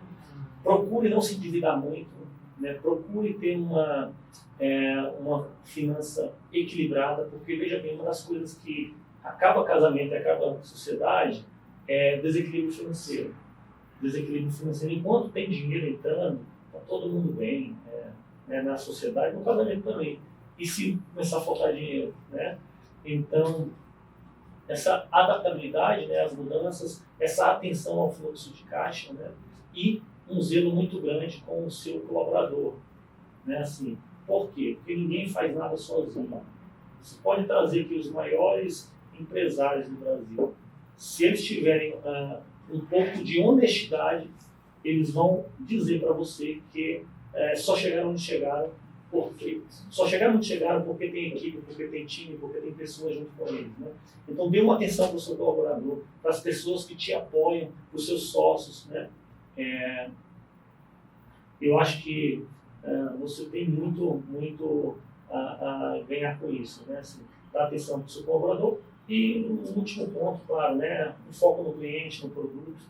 Tem um produto bonito, um produto de excelência, tem que ser o melhor naquilo que você faz, né? No nosso caso, meu negócio deixou de ser uma tecnologia para ser administrar outros negócios, participar em outros negócios. Hoje, eu não tenho uma empresa, eu conheço bastante dos meus produtos, mas em cada empresa eu tenho um responsável, um executivo, que é quem toca, né? Eu tenho todo um time de índice de governança, eu tenho um CEO, que é o Marco Bettini, eu tenho um CFO, que é o João, eu tenho um diretor jurídico, que é o Rairovski, e por aí vai. Eu tenho toda uma área de apoio. Mas, abaixo de toda essa área de serviços compartilhados, eu tenho executivos, cada um tocando aquele business. E em cada um desses business, a nossa cultura seja o melhor na linha de negócio que você atua. Atue com excelência, crie um produto que seja bonito por dentro e por fora. Não é porque tem partes do seu produto que não tem ninguém vendo que você pode negligenciar, né? Vocês já viram um iPhone por dentro? Ou vocês já viram um Mac por dentro? Já tiveram curiosidade? É lindo por dentro. Uma vez perguntaram para o Steve Jobs, por que você investe tanto dinheiro na parte que ninguém vê?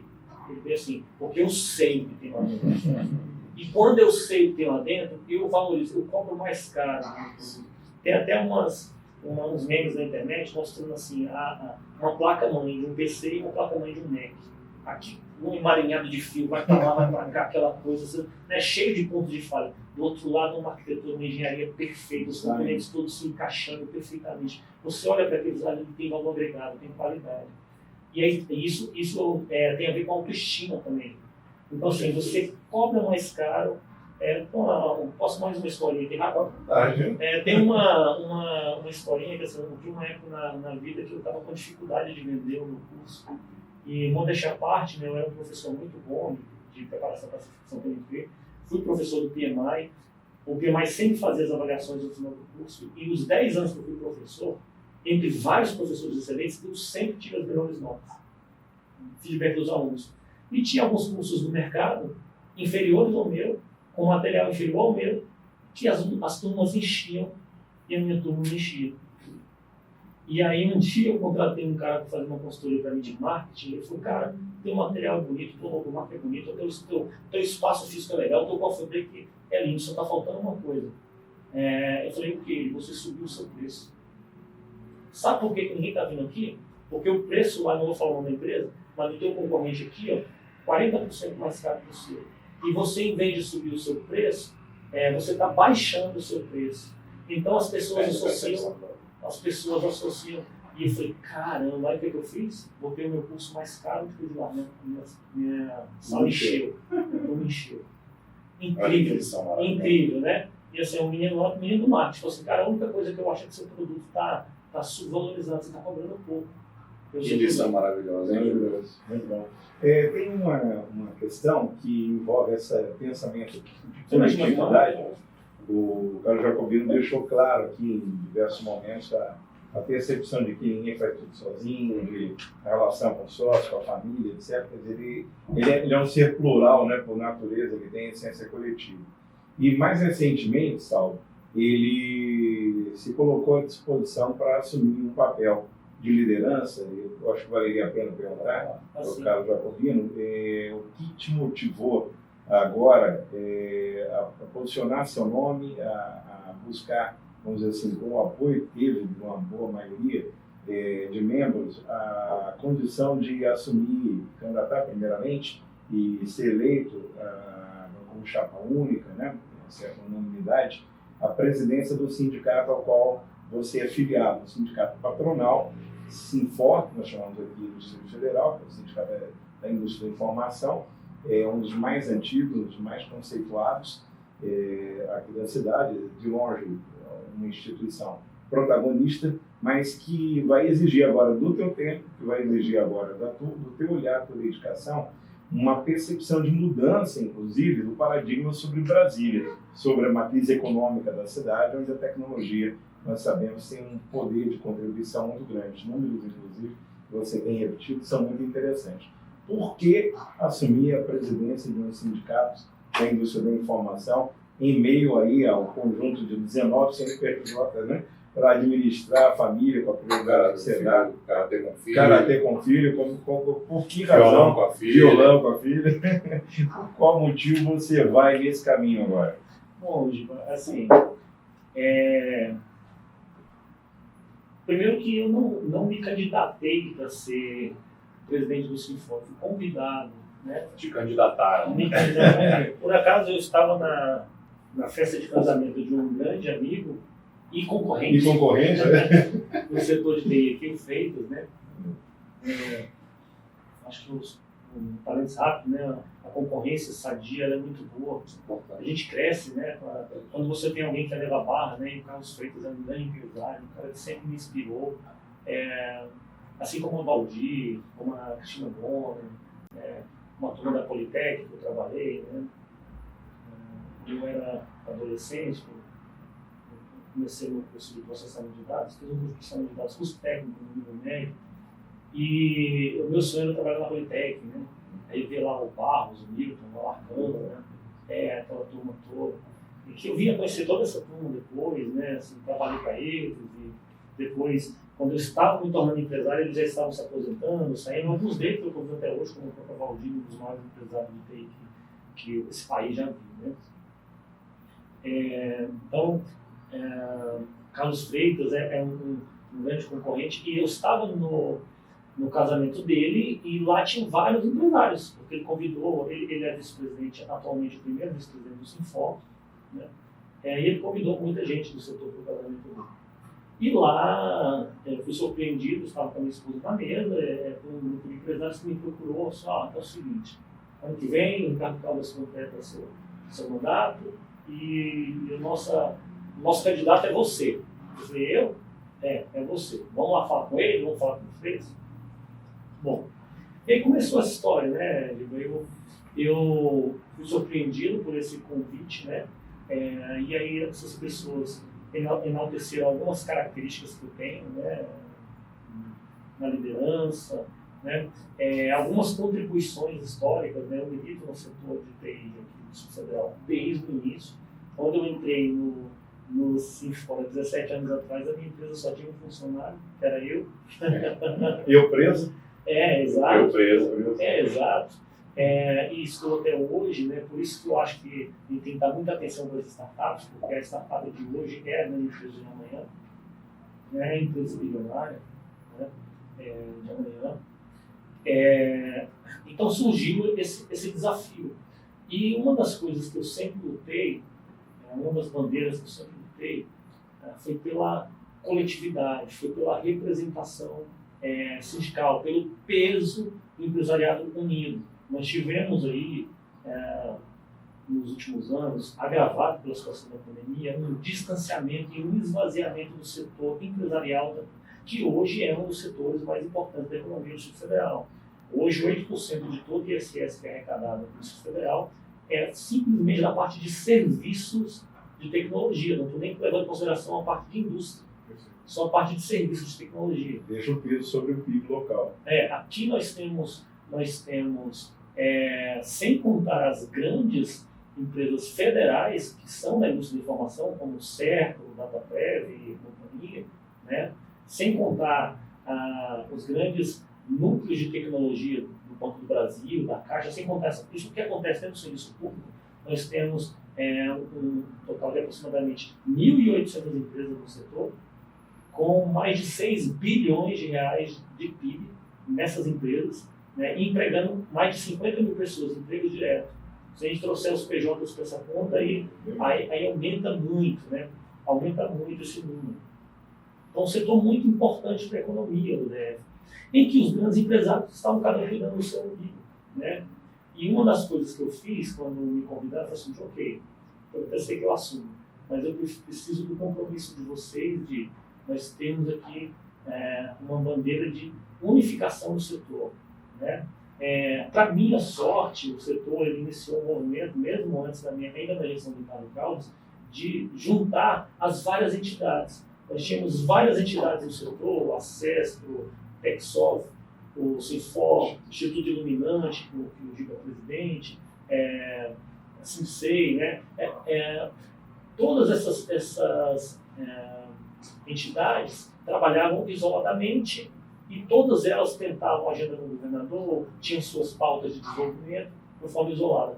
E no ano passado eles se uniram, criaram um grupo chamado de Forte, com TI no final, que é Grupo Forte. Grupo de fortalecimento. Grupo de fortalecimento da tecnologia, né? Que eu acabei de ser inserido neste grupo, né? Em que eu conheci algumas pessoas, outros já eram amigos históricos, né? Nós estamos todos juntos nessa pauta de levar o interesse coletivo do setor. Veja bem, Brasília tem uma característica muito, muito interessante. Ela tem uma vocação para ser uma indústria limpa, né? Nós não temos nem espaço físico para grandes indústrias aqui, para grandes fábricas, né? Tirando ali o Grupo Votorantins, que tem lá na FECAL e a Fábrica de Cimento, um pouco já afastado, não é nem Brasília, não é nem Sobradinho, nem Sobradinho, é lá da FECAL, né? Uma das regiões de pH mais baixo do Distrito Federal. Nós não temos aqui grandes indústrias.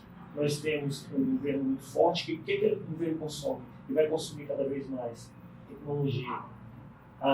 O governo é cada vez mais digital, né? A transformação digital está aí. E a indústria de transformação, ela está virando uma indústria de transformação digital. Antes você transformava madeira em móvel, você transformava aço em carro, e etc. Né? silício em microchip e etc. Hoje não. Hoje nós estamos transformando as indústrias, né, digitalmente. E isso, por natureza, pelo fato de nós termos o maior mercado consumidor de tecnologia aqui no Distrito Federal, né, o governo compra por ano aproximadamente 60 bilhões de dólares, mais ou menos 300 bilhões de reais é que o governo compra de tecnologia no mundo, ou no Brasil. Né, o governo brasileiro hoje, nas suas esferas aí, legislativo, executivo, judiciário, né, ele compra aproximadamente 300 bilhões por ano de tecnologia, 60 bilhões de dólares. As maiores empresas de tecnologia do mundo estão aqui vendendo para esse governo. Né? Aqui em Brasília, você tem escritório aqui da Microsoft, tem escritório aqui da Oracle, da IBM, das maiores da Google, você tem escritório das maiores empresas de tecnologia aqui. Competindo por uma fatia cada vez maior no bolo. E nós temos condição de gerar emprego, gerar renda. Não que Brasília tenha potencial só para atender o mercado interno, mas o mercado interno é aquele primeiro degrau que vai fazer com que a gente possa fazer como fez Israel. O que Israel fez? Israel é muito menor do que o Sergipe, tem um território muito reduzido, e Israel hoje gera 3 vezes mais unicórnio por milhão de habitantes do que a Califórnia, que tem o Silicon Valley. 10 vezes mais unicórnio por milhão de habitantes do que toda a União Europeia. Israel focou em tecnologia. Né? Então você tem ali algumas grandes áreas, são 4, né? Entre elas você tem a parte de agrotech, porque eles são um país muito pequeno, com pouco território, então eles precisam produzir muito pouco espaço. Eles têm a questão de defesa, preciso explicar o contexto, obviamente, né? E eles têm a questão de tecnologia, né? Como tecnologia, como cibersegurança. Exato. Então eles são muito fortes nisso, e eles geram muitos unicórnios. Brasília, com digamos assim, essa característica de ter um espaço físico menor, ela tem esse potencial, né? E nós estamos há anos e anos, digamos assim, envolvidos em questões políticas, em vaidades, em cada um puxando para o seu lado. E eu falei, olha, eu preciso dos empresários comigo. Vocês querem que eu assuma essa posição? Eu assumo. Vamos subir. Mas eu não pego nada para fazer mal feito. E eu só vou se eu tiver o apoio. Então, eu trouxe de volta para o setor grandes empresários que estavam afastados. Até perna grande dá nisso. Grandes empresários que estavam afastados do setor, como o próprio Valdir, como a Cristina Boni, como a Marcelo Draconi, trouxe eles de volta para o nosso sindicato.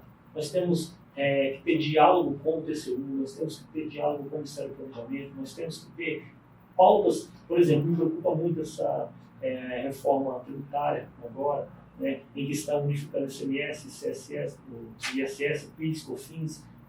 Por quê? Porque, veja bem, nós tivemos um trabalho gigantesco, e o Giba participou disso, para conseguir pacificar o ISS a 2% aqui no DF. Nessa reforma tributária, quando você coloca tudo com bolo sólido em 5%, não. Vai ficar entre 6% e 8%, porque o que já se pagava. Quem hoje não paga ICMS, por exemplo, como o setor de serviços, vai pagar um imposto que tem ICMS dentro. Então, o nosso ISS, na prática, ele sobe para de 6% a 8%, a depender ali da composição, se você já pagava ICMS ou não. Se você não pagar ICMS, você vai pagar mais ou menos 8%, você tem 400% de aumento. E isso tem um impacto terrível para a economia.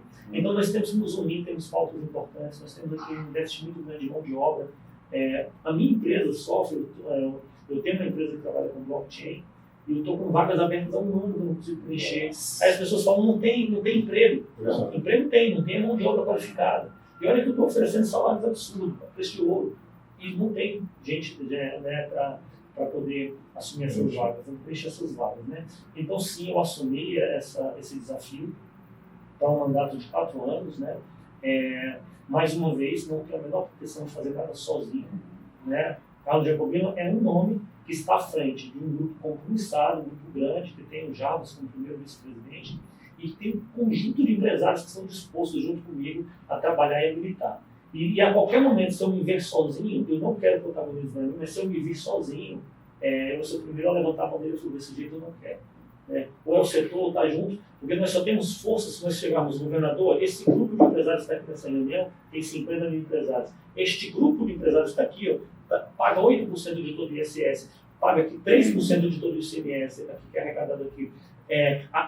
Tem um PIB de 6 bilhões de reais que é injetado na economia, que está aqui nesse setor. Vamos conversar aqui sobre biotique de uma forma decente, vamos ver o que pode ser feito aqui em relação a benefícios fiscais, econômicos, né, financeiros para esse setor. E por mais que eu seja considerado um grande empresário, por mais que eu seja, né, uma pessoa que já tem uma visibilidade aqui na capital, sozinho eu não consigo nada. Então essa é a pauta, esse é o desafio. Né? E eu topei. Parabéns pela aclamação e pela atitude de união. Sucesso no desafio, né, Gisele? Para a gente ir finalizando, eu queria lhe perguntar duas coisas.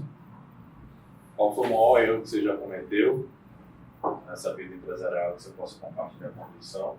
Recomende um livro aí dos nossos empreendedores. Enquanto eu deixo você pensar, vou agradecer novamente aqui a Facilite Contabilidade Digital, está dando de presente aí para a nossa audiência essa primeira consultoria gratuita e a abertura da empresa, tudo de graça. Basta você entrar em contato com a Facilite pelo link na descrição. O Miquelis trabalha de advocacia empresarial, que ajuda o empresário a empreender com segurança jurídica. Maior erro e indicação do livro. Então,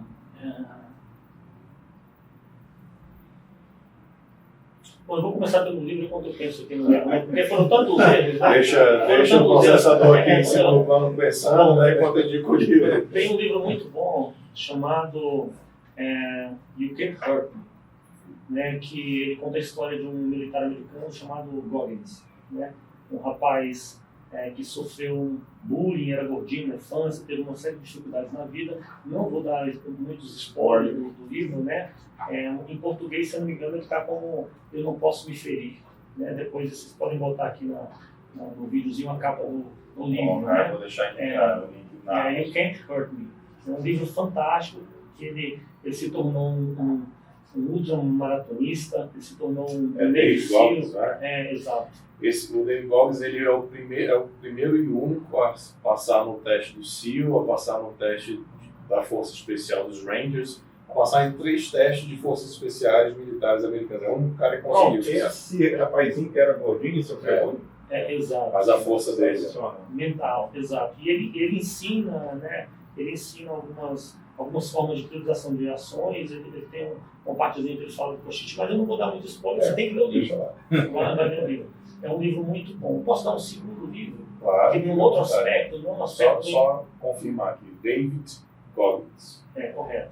Em português deve ser Você Não Pode Me Ferir. Vou pegar pode ser dar o outro, eu vou pegar o nome dele. No outro livro, assim, é um clássico. Eu acho que praticamente todo mundo nessa sala, a maior parte já deve ter lido, né? Falando aqui, gente, dessa parte empresarial, financeira, né? Porque eu vou falar um terceiro livro também, não vou dar certo. Mas esse livro é fantástico, ele chama Pai Rico. Robert Kiyosaki. Exato, assim, porque ele ensina você a mudar a sua relação com o dinheiro. Gente, hoje 70% do Brasil está endividado. Porque as pessoas, digamos assim, só colocam coisas na coluna dos passivos e não na coluna dos ativos. Sem dar spoiler também, foi um livro que mudou a minha forma de interagir, de pensar, a minha relação com o dinheiro. Não só minha, como a minha família. Meus filhos leram o livro, minha esposa leu o livro, todos nós. Inclusive, se você é um adolescente, um jovem, tem a versão para jovens. Tem a versão do livro para adolescentes. Tem a versão do livro para adolescentes, né? Então, muito bom. Nada pode me ferir, tá? Nada pode me ferir. O primeiro livro e a versão em português. Nada pode me ferir. Então não é você. Nada você pode me ferir. O segundo, Pai Rico, Pai Pobre, você ia falar o terceiro. O terceiro que eu vou falar, esse é o livro da minha vida. Sempre que alguém fala comigo de livro, eu cito esse livro. É um livro que assim, eu acho que é fantástico pela história, o final é surpreendente. É um livro que é obrigatório para o vestibular no Brasil, mas poucas pessoas leem, algumas simplesmente leem o resumo e vale a pena, né? Para mim, o maior de todos, Guimarães Rosa, o Grande Sertão Veredas, né? Esse é o livro da minha vida. O final ele é surpreendente.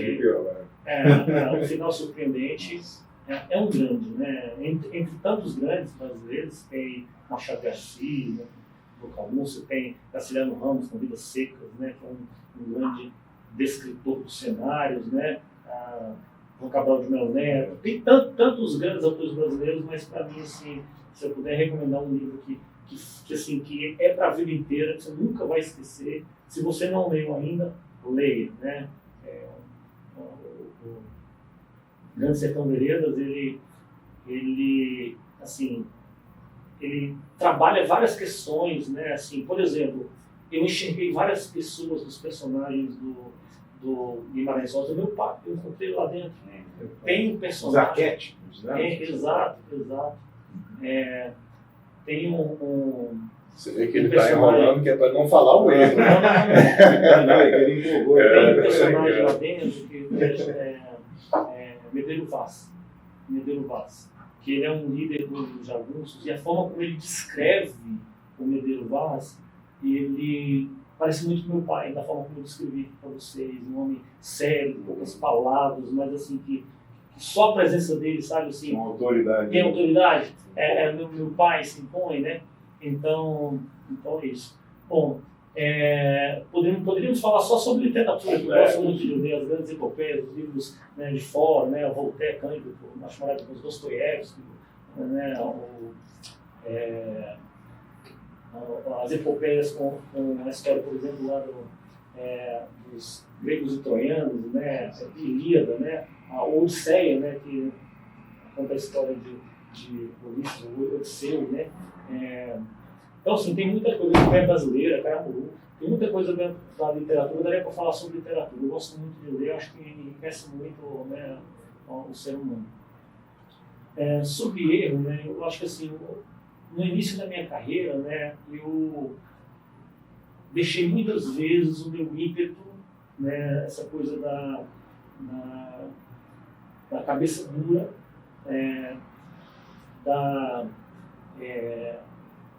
ok, dando certo ou dando errado, é a minha opinião, eu arco com as consequências, e muitas vezes eu deixei ali a vaidade, eu deixei ali vou dar até uma palavra um pouco pesada, vou falar disso próprio, mas a arrogância falar, e eu quebrei a cara algumas vezes, né? Então eu acho que assim, não tome decisões, digamos assim, nos momentos de raiva, nos momentos que você está tenso, que você sabe aquela coisa, 2 ouvidos, uma boca, e eu tenho me moldado muito, né? Meu filho mais velho, Gabriel, tentando ser meu pai virou um monge, né? Porque antes eu sempre fui uma pessoa muito colérica, né? Se você falasse uma coisa, e aí eu usava do valor da transparência para dizer, então eu vou falar também, falava não, mas às vezes não é como se fala, não é o que se fala, é como se fala. Eu acho que o meu maior erro, empresarialmente falando, muitas vezes foi tentar responder as questões emocionalmente na hora. E eu paguei preços altos por isso várias vezes, né? Graças a Deus, mesmo com esse meu ímpeto e essa minha forma de lidar, eu consegui, digamos assim, chegar até aqui sem inimizades. Mas eu tive, digamos assim, que me desculpar várias vezes com as pessoas, pagar um preço alto e muitas vezes até ferir pessoas por conta dessa minha forma de agir. Então eu acho assim, à medida que a gente vai envelhecendo, vai amadurecendo um pouco, a gente percebe que vale a pena, muitas vezes, você engolir o sapo e pensar 2 vezes. Não é que você vai se humilhar, que você vai aceitar, não. Mas é saber falar, é saber escutar, e aí pensar um pouco antes de responder. Porque muitas vezes você fala assim, poxa, se você tivesse uma noite no travesseiro, no outro dia, você ia responder exatamente da mesma forma? Não ia, você ia responder diferente. Então, o meu maior erro foi muitas vezes ter deixado o meu ímpeto e a minha, digamos assim, essa força interior, essa vontade de encarar os problemas de frente, me cegar. E há um momento certo de canalizar essa força. Perfeito, há um momento para cada coisa. Giba, se despeça aí da nossa turma. Agradecer esse privilégio que tive aqui ao teu lado, né? Me dá muita honra estar com você, e particularmente ao aceite do convite, Carlos. Foi aqui um período aqui maravilhoso, de grande aprendizado. Eu, como digo, tenho o privilégio de conviver um pouquinho ao longo dos anos, de maneira mais esporádica, mas já conhecia alguma coisa da tua personalidade, mas que bom que ficou claro para a maioria aqui das pessoas que vão ter contato com esse conteúdo, uma série de lições que, para mim em particular, sai com muito aprendizado também, que é o olhar da sua natureza coletiva. Isso é admirável, e essa natureza coletiva ela é carregada de propósito, e esse propósito é carregado de fé, e os valores que envolvem família e raízes, entender que não se rega, né, uma árvore pelo fruto, né, pela base dela, é algo que você está sempre lembrando.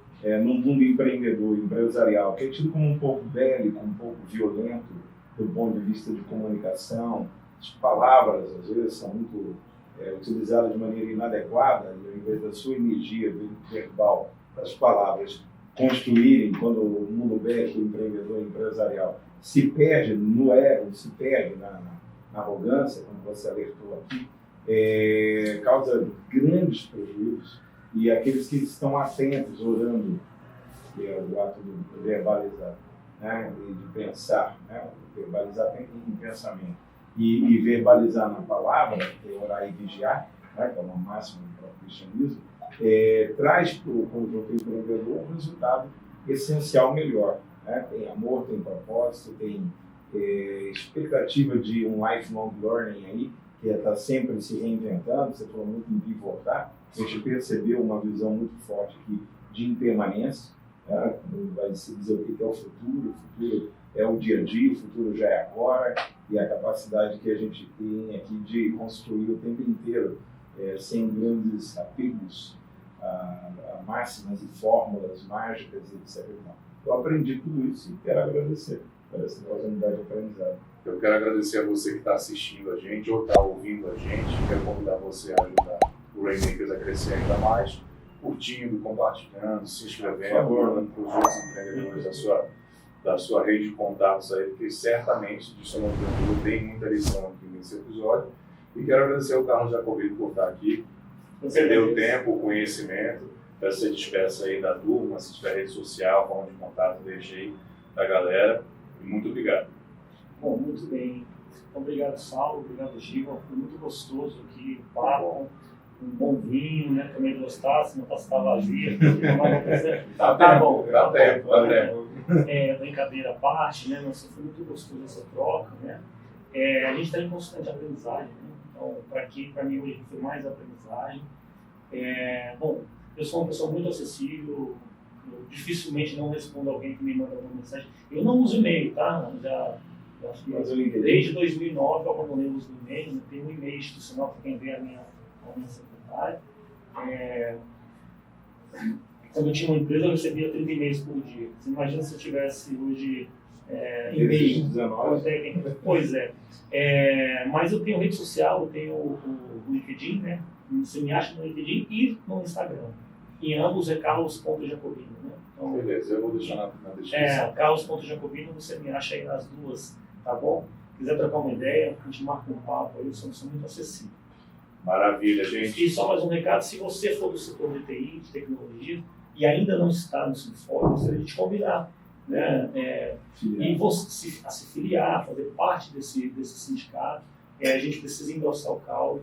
Nós vamos ter uma atenção muito especial para as startups. Como eu falei aqui, a startup de hoje é a grande empresa de amanhã, né? E a gente precisa ter todo um ambiente favorável para o crescimento dessas empresas aqui no Brasil. E temos um desafio grande. Você é convidado a trabalhar, arregaçar as mãos, sujar as mãos de graxa, né? Aqui em favor do nosso setor de tecnologia da informação e inovação. Isso foi. Boa, muito obrigado. Gente, esse foi o Rainmaker Carlos Jacobino. Obrigado, até a próxima. Tchau, tchau. Valeu, tchau, pessoal.